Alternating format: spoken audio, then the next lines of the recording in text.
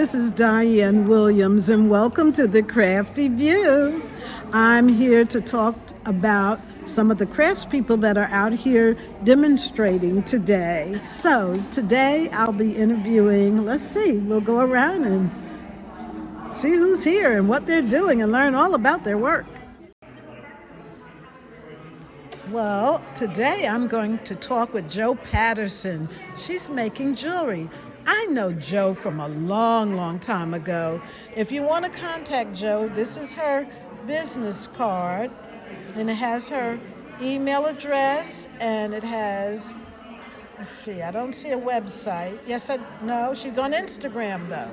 So you can contact her there. And you might say, contact her for what? Well, I'm going to show you some of her work. Let's take a look at the jewelry that she makes with these precious, incredible stones and things. Oh my. Before I go any further, I'd like to introduce you to Jo Patterson. Hi, Jo. How are you? How are you?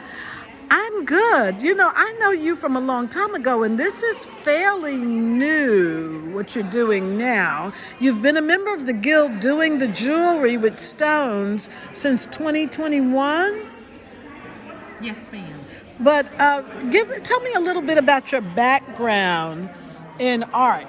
Well, I started out as a painter and did artist residencies for, 30 years. And right before the pandemic, I started collecting my own stones and doing some lapidary work. And once you collect the stones, I feel like I need to do something with them. So I started doing metalsmithing. I started out in cold connections, which is not working with heat or fire. And I'm now using a torch, working in copper and sterling silver and fine silver. And your work is very thoughtfully done. Thank you, ma'am. A lot seems to go into each idea. Thank you. So we have the metals. And what type of metals are you using here? Copper and sterling silver and fine silver. Okay. So those of you with sensitivities, you don't have to worry. She didn't say the word nickel. Oh no, that's a no-no in metalsmithing. Yeah, because a lot of us are allergic to that. But look at the stones and how she incorporates the design, the metal here, and tell me about the intricacy of this piece right here. That one is brass, sterling silver, and copper. And I wanted a landscape. We were doing sterling silver casting, and the clouds are sterling silver cast in a broom. We put it in water, stick the straw down in there, and then take molten sterling silver and pour down into your broom straw, and it got those striated pieces. So everybody else was doing like desert landscapes, and well, I'm a night girl, a night owl, so I decided to do a mountain scene with clouds and moons. Very nicely done. Thank you. I would like to know a little bit more about the stones that you use in your work. A lot of the stones I'll go and hunt for. It may be on a Mississippi creek. This is petrified wood with druzy quartz. And this is just an agate that I sliced and tumbled, and I love the translucent. You could see that quartz, but all those colors. Just was a pretty piece and it just needed to be a piece of wearable art. And these are all petrified wood as well. And then this is quartz from inside of a geode from Ohio. And the cool thing is, this is a piece of petrified palm wood that a lady gave to me, and she said, all I want out of it is, can you make me something? So when I sliced into it and I saw all the, it's a great specimen of petrified palm wood. So I ended up making her a pair of earrings, and I sliced 2 more pairs just because it's just such a beautiful quality of palm wood. So you use wood, but you use stones as well? It's not. It's Not stone. Well, yeah, it is, but it's not wood. It's petrified wood, where the organic matter has been replaced with crystals and with minerals. Okay. So is there a process that you have to go through? Like, I know you have to cut into this piece here, but do you have to wash it? And what is that process in simple form, simply stated? It depends on the, like, quartz. You may have to put it in. I'm lucky these were pretty pristine, but this that I got from Mount Ida, I actually had to soak it in a material to get out the iron oxides, which would be the rusty colors. And sometimes you can get it all out, sometimes you can't. So every stone is different because of the different mineral components that are in it. And these I just cleaned up with a soft bristle brush. I did a series called In the Rough. Yes. And this is the last of the series, the petrified wood and the geodes. I wanted it in their natural form. Of course, I cleaned them up, got it. I didn't shape it like you normally would on a wheel, because I think nature just does such a wonderful job keeping the materials natural. I love the shape. I didn't want to cover up you can see there's a little bit of purple in there. There's some black from carbon, yellow ochre. There's some, the red is the iron oxide. So I didn't want to destroy Mother Nature's palette with too much chemicals. And you've learned a lot about these. Now, how did you learn all of this? Well, my mom was a science teacher, and when they had to make a decision to either go into life science, she stayed into biology. And so I learned a lot from her. I didn't think I did, but apparently it was in the deep recesses. And then I've learned from, there's a couple of gem and mineral groups in the area that I've gotten some information. And the more you work with the stones, the more familiar you become with them, and what you can do with them, what you can't do with them. Like obsidian is more of a glass, so I know if I bezel set obsidian, there's a chance that it may shatter. It shatter. Yeah. Okay, now here you're working with some metals, and you're drawing designs, you're cutting. Talk about, we start here, we come here, and then there's this. So it's a process. Right, and I was showing how I make my calla lilies. I start out with a sheet of metal. I have a template that I draw on there. I've sawed it out, and you can see there's really a rough edge, and it's got a lot of burrs.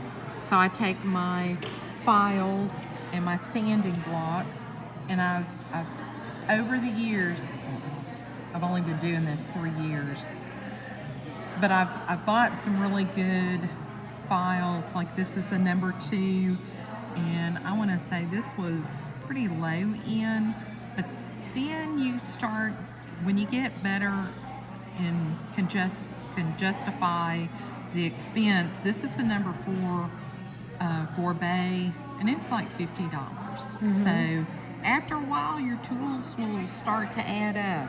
So, but I sanded all my edges down, and I had to anneal the metal. And the reason why it's such a difference in color. To get the fire scale off, I had to pickle it, and I use the bisodium sulfate. It's an acid to clean it and get that fire scale, and it leaves my metal soft. So the next step is to come in and texture it, and it's starting to get work hardened. And I didn't bring my torch and my pickling just because it's not conducive. But I would finish texturing it. I would anneal it again under the torch, pickle it, pull it out, and then I have a wooden dowel rod that I've got shaped, and I would shape it to that. And this one has also been patinaed in liver of sulfur. That's what gives it that dark color. And a great example is this is before patina and this is after patina. And then I can come in there and take steel wool and, you know, highlight areas. I like to leave the inside dark. And those are like some different textures. And what about this? This is Have done. you hammered that? No, this is done with a corrugator or a micro break. A corrugator is kind of like the tube bringer we get to get our toothpaste out. This is what it looks like when you go in the first time. Yes. And then if you turn it at a 45-degree angle and go through again. So I went this way first, and then I turned it and went in at a 45-degree, actually this way, 45-degree angle, and that kind of gets that cross hatching. This one's at a 90-degree, it gets the checkerboard pattern. But you can get different textures by either hammer, nail punches, texture plates. I've got a ball peen hammer that I've cut a design into it. I've got another ball peen hammer that just, when I hammer my metal, it's kind of the ball peen part of it is real rough, but it leaves the coolest texture in metal. Wow. So I won't clean up that ball peen. I'll leave it because I like the texture. So my question would be, you know, there's acid in our skins. Does the acid in our hands affect your working with the metals? I always clean my metals before I do the final, but a lot of people don't, I don't want to say don't buy, but a lot of people stay away from copper because they say, oh, it turns me green. Well, I have found with working with copper, if you have if your skin is real acidic, then yes, you will get that green. That means you need to eat some vegetables. So you need to balance out your pH level. And I can always, to me, wearing copper is a good barometer of what my body chemistry, like I had some French fries last night. Of course, if I was sweating, because that starch will turn into sugar, will turn into acid. And it's a good thing we're not sweating because I'm sure I would have some green under my ring. But I'm having salad tonight to counteract that. Those French fries from last night. Well, I love what you do. I think it is fabulous that you're working with the I forgot what I want to call it, with this type of woods and stones and things like that. I did an interview with a stone licker. Are you a stone licker? I don't lick my stones. To find out what colors they really are? I carry a water bottle with me. Nice! So, and I don't work with wood, but I do work with petrified wood. That's the word I was trying to remember, petrified wood. And I've started working more in silver because I've had some clients to reach out and ask for more silver. Yes. I do like mixed metal.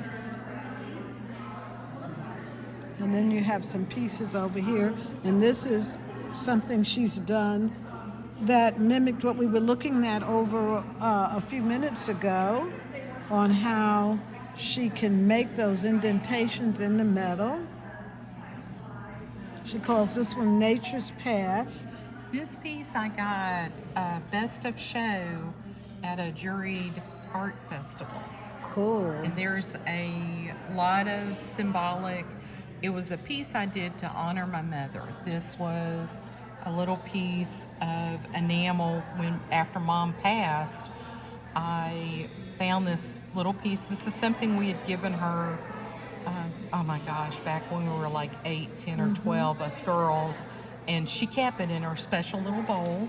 But the cool thing, Mom was really big on gardening, so I made all these flowers myself. Yes. But this is a little lampwork glass bead.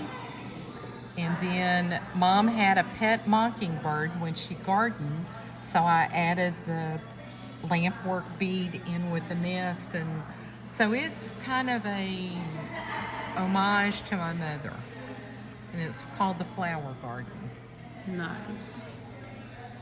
Well, this has just been wonderful. Again, this is Jo Patterson's work, and she's a member of the Craftsmen's Guild, and you can contact her.